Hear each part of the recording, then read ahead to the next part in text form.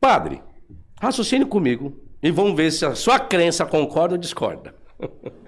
Quando Deus chega assim e fala assim para Adão: Adão, não coma, certamente morrerás. Se a morte entrou pelo pecado, conforme Paulo está colocando aí, como que Deus pôde fazer uso para Adão do que a morte, se a morte só, segundo o raciocínio, partiria a entrar por intermédio de Adão? De que jeito isso? Porque se Deus fala assim, Adão não coma, certamente morrerá, necessariamente, filosoficamente, Adão: Senhor, o que é a morte? Como que eu posso condenar alguém ou penalizar alguém, sendo que não conheço o que seja aquilo? Parece que a morte já existia, padre. Ou não? A morte já era vista como um castigo, né? Logo, então, a morte então não adentrou pelo pecado de Adão, porque a morte já existia antes do pecado de Adão. Entra para aqueles que descendem de Adão. Então a morte já existia, concorda? A morte existe. Não, a morte já existia antes de Adão pecar. Existia. E a morte existia de que forma? O padre consegue filosoficamente imaginar? Quando nós falamos da morte no período do Gênesis, nós estamos falando do distanciamento daquilo que é o totalmente puro, que seria Deus, a imagem de Deus. Então, o distanciar-se, esse alejar-se de Deus, do divino, esse afastar-se da luz, esse afastar-se daquilo que é o provedor da vida. Então, a morte aqui, ela não é uma substância, ela é vista como um ente.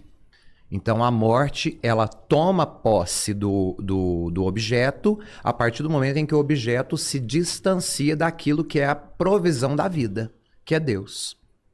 Né? O livro, o apócrifo de Enoque, que vai falar a respeito da queda dos anjos, vai falar justamente que a ausência do bem gera o mal. Então, o demônio e Satanás e tudo, o mal, a essência do mal enquanto ente, é criado justamente pelo alerramento desse ser divino, do bem. Então, a morte é o resultado do distanciar-se de Deus. É o morrer aos poucos, é o morrer na alma, é o morrer no espírito. Agora, vou ilustrar para o senhor o meu pensamento para tentar ser um pouco mais claro, de forma mais psicanalítica. Uma mãe, comentei isso com vocês ontem, uma mãe que vai para o meu consultório porque o filho é dependente químico e sofreu um acidente, depois de anos dando muito trabalho como dependente químico, sofreu um acidente e morreu. E essa mãe vai para o consultório para tratar o luto. Então, ela diz: eu estou aqui porque eu perdi o meu filho. E eu pergunto: quando você perdeu o seu filho? Ela diz: há 1 semana. Eu: de que modo? Ela: num acidente de moto. Eu preciso levá-la à consciência de que aquele filho que morreu no acidente de moto já não estava mais vivo. Porque ele já não era mais um ente que estava próximo da experiência de vida, porque ele foi consumido pelas drogas. Então, quando é que a mãe de fato perdeu o filho? Não foi no acidente de moto. Quando ele já estava perdido. Ele já perdeu quando ele já morreu antes. Ele morreu antes da morte física. Sim. Então, a morte desse filho, na verdade, se deu quando ele, pelo vício, se afastou de todas as coisas que poderiam favorecê-lo como gente, como ser humano. E ele, então, se tornou um indigente por não ter mais nada que o configurasse a sua pessoalidade. Então, ali é uma morte.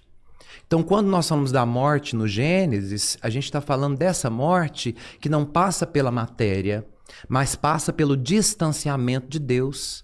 Tanto que Deus, quando Adão e Eva comem do fruto, eles ficam envergonhados, porque percebem que estão nus, que é uma questão também magnífica, que certamente o senhor descreve aqui no Gênesis, a nudez, né? Que nudez é essa se não havia corpo?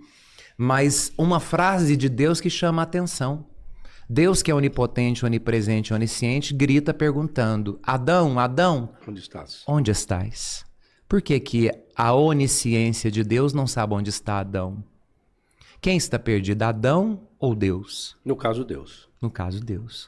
Então, o autor sagrado quer mostrar o sofrimento de Deus pelo distanciamento do filho, do Adão que ele criou, para ser a sua potência. Então, o que Deus, na verdade, grita é um grito de desespero. Por que vocês fizeram isso? Era preciso? Então, a morte não é uma consequência do final da matéria. A morte é uma consequência do final do espírito. Então, é possível morrer diversas vezes, professor. É possível morrer em diversas ocasiões. É possível morrer todos os dias e é possível viver todos os dias. Gostei desse raciocínio. A única coisa que ainda não encaixou para mim é porque a fala morte vem antes do erro de Adão. Então, como que eu... Porque há admoestação de Deus. Se comerem, terão que morrer. Então, a consequência seria a morte. Então, esse distanciamento, a morte como distanciamento que você colocou, eu já não conseguiria entender muito bem, porque dentro do relato bíblico, isso vem depois, né? Eu entenderia numa cadeia alimentar. Não colocando que todos os animais são herbívoros, segundo a Bíblia, sim. Segundo o relato do Gênesis, todos os animais eram herbívoros. Sim. Cientificamente, isso é impossível. Porque cada animal carnívoro, herbívoro, tem um aparelho digestivo totalmente diferente por aquilo que eles são. Então, eu teria que a morte seria justamente para os animais de uma cadeia alimentar, a questão da sobrevivência, para Adão entender o que era a morte, que era o distanciamento, né? Aí eu entenderia muito bem nessa colocação. Bom, pois bem, tá simples assim, tá fácil. Agora, eu gostei dessa parte aí, viu? Gostei.